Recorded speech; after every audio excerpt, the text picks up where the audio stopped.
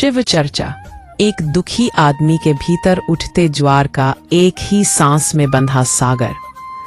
जब रात की देहरी पर उसकी परछाई भी उससे दूर भागती है, तब वह अपने पटे कुर्ते, धूल सने जूतों और आंखों में उभरती नमक सी चुभन के साथ चौराहे की घंटी से आगे, श्मशान की हवा में उड़ती भस्म के पास, मंदिर की देहरी तक आ टिकता है, जहां डमरू की धीमी थरथराहट और दिए की लौ में हिलती पीली काया उसे बताती है कि हर टूटन, हर क्षण भंगुरता और हर अनकहा विलाप शिव की जटाओं में गूंजते एक ही अनाहत में समोया जा सकता है। वह भीतर से फुसफुसाता है, ओम नमः शिवाय, और यह 5 अक्षरों का सेतु उसकी छाती पर बैठे पत्थर को धीरे धीरे रेत के दानों में बदलने लगता है। जैसे नीलकंठ ने समुद्र मनन के समय हलाहल पीकर संसार की धमनियों से विष उतार दिया था, वैसे ही यह मंत्र उसके रक्त में पगे हताशा के विष को जमाकर कंठ में नीलावृत्त बना देता है, ताकि वह बचा रहे और देखे कि दुख भी उसके अपने प्रति करुणा का एक उपालंब है। वह शिवलिंग के सामने बिल्व पत्र रखता है, 3 पत्तों की ठंडी हथेली, त्रिपुंड की 3 राख रेखाओं की स्मृति, जो बताती है कि अहंग, कर्म और माया के आवरण को करुणा, क्षमा और प्रज्ञा की राख से शांत किया जा सकता है। उसकी आंखें वृक्षों के बीच से झरती परछाइयों को सुनती हैं, और वह देखता है कि शिव का अघोर केवल डरावना श्मशान नहीं, बल्कि वह आलिंगन है जो हर समाप्ति को एक शुरुआत में पिरो देता है। एक क्षण को वह नटराज की मुद्रा में सृष्टि के डोलने का अर्थ समझने लगता है। ताल का टूटना, पुनः बनना और उसी टूटन से सृजन का जन्म। कि दुख किसी ताल की ऑफ बीट है, जो यदि ध्यान से सुनी जाए तो नए राग का आलाप दे सकती है। भौहों के बीच की कसी गांठ ढीली होती है। मस्तिष्क मंडल में मानो शिव की जटा से फूटती गंगा उसके विचारों की सूखी नदी रीत को भिगो देती है।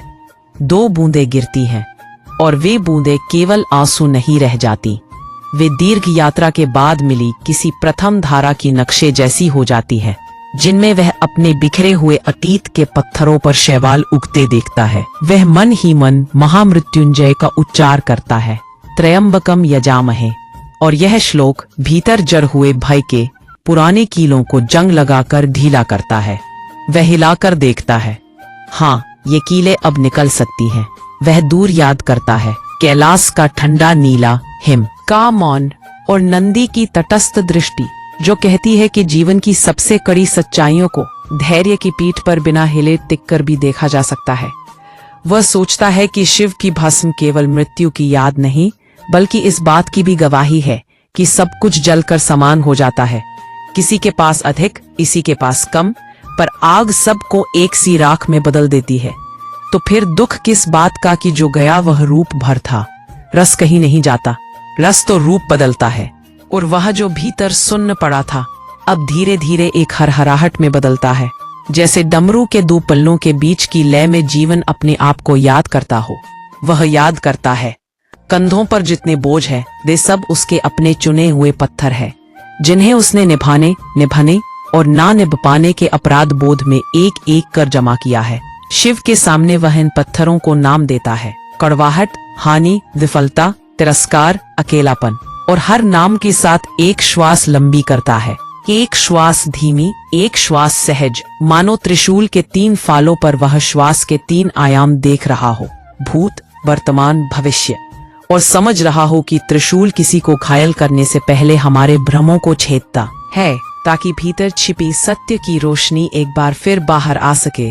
वह देखता है कि उसकी पीठ पर पड़े लांछन के निशान, जो दुनिया ने नहीं, उसने स्वयं अपने आप पर लगाए थे, भस्म की चुटकी लगते ही एक कथा बनकर झरते जा रहे हैं। और इस कथा में एक दुबला पतला आदमी है जो बार बार गिरता है, पर हर बार उठने के बीच एक नई समझ भी उठती है कि गिरना और उठना एक ही नृत्य की 2 पलकों की झपक है।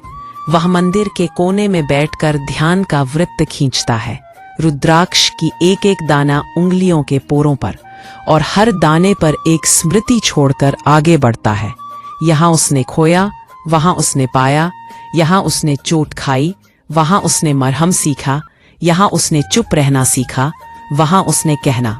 फिर वह भीतर के उस कक्ष में जाता है जहां शब्द नहीं, केवल स्पंदन है, अनाहत। और वह स्पंदन कंठ के नीलेपन से उठकर हृदय की हरित ध्वनि में बदलता है।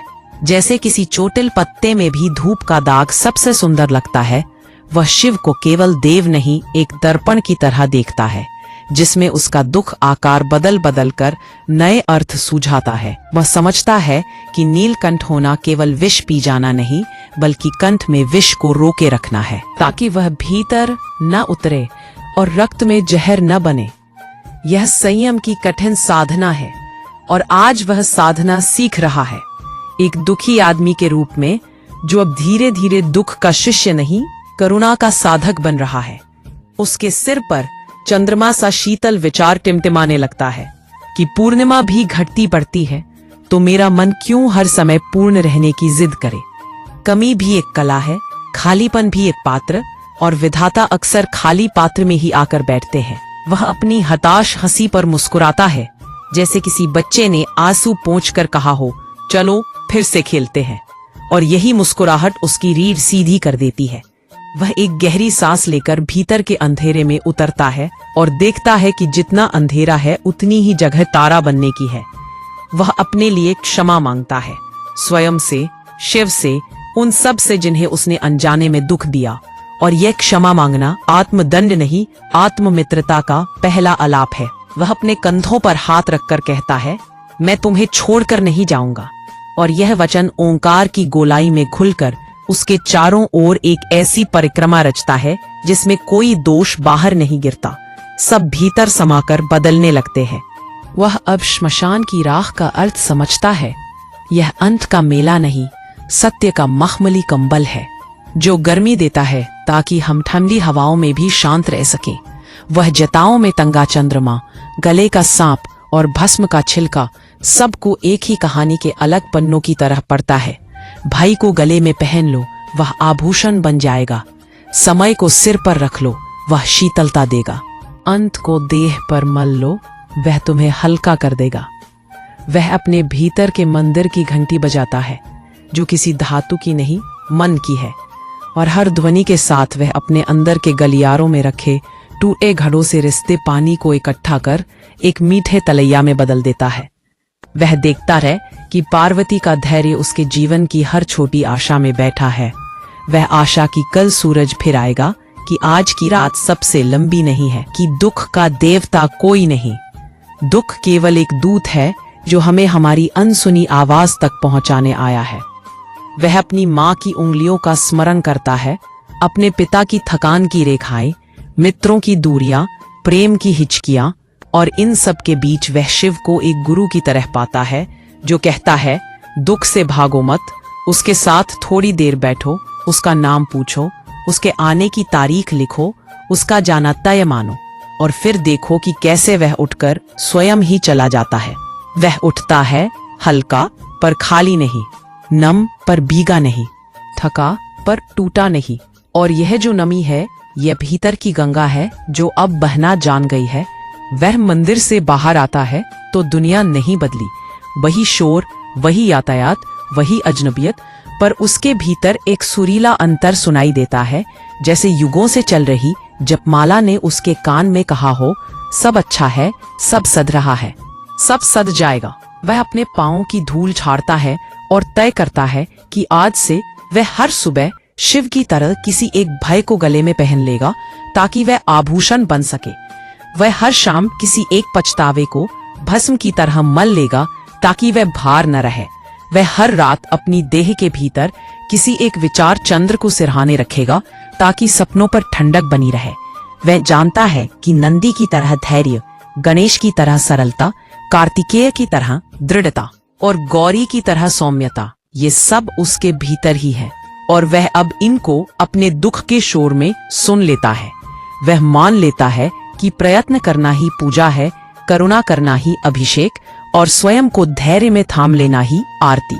और जब वह मुस्कुराकर कहता है, हर हर महादेव, तो यह नारा किसी भीड़ का शोर नहीं, एक अकेले आदमी का वह गूंजता प्रतिज्ञा पत्र बन जाता है, जिसमें लिखा है, मैं अपने दुख का लेखक हूं, इसलिए उसके उपसंहार का भी।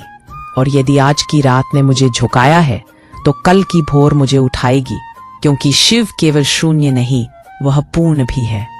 और शून्य से पूर्ण तक की ये चाल मेरे भीतर के नटराज के कदमों से तय होगी, धीरे धीरे, सजगता से, प्रेम से, निरंतरता से। और इस एक ही श्वास, एक ही पंक्ति, एक ही संकल्प में दुखी आदमी अपने भीतर एक नया कैलाश खोज लेता है, जहां बर्फ नहीं पर शांति है, जहां ऊंचाई नहीं पर विस्तार है, जहां पहुंचकर वह समझता है कि शिव की सच्ची चर्चा बाहर नहीं, भीतर होती है। और भीतर की हर चर्चा का निष्कर्ष एक ही है कि दुख एक दहलीज है और करुणा उसका द्वार। और मैं जो अब तक द्वार पर रोता था, आज भीतर आ गया हूं।